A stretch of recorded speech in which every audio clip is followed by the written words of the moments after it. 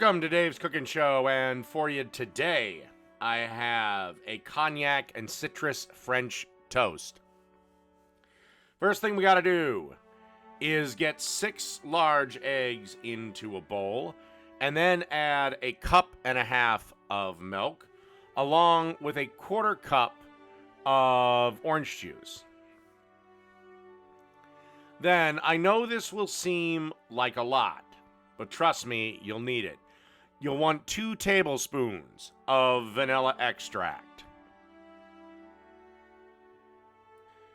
Then you want to add 2 tablespoons of cognac to your bowl.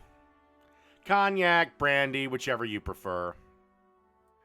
Then you want to add a tablespoon of sugar.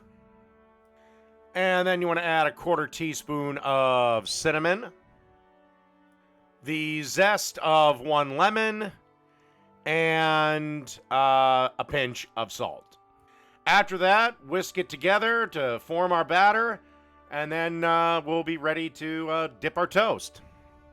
Okay, we have a griddle on about medium heat, and of course I melted a decent a bit of butter on it, and time to fry our French toast.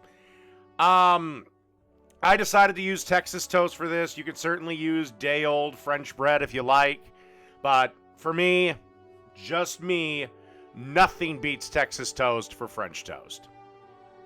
So these will take a couple minutes aside, and then we should be ready for plating.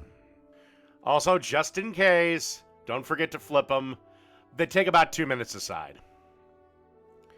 Okay, and to finish them off, maple syrup.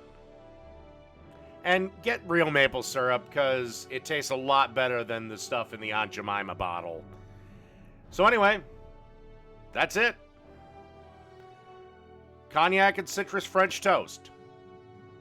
Done.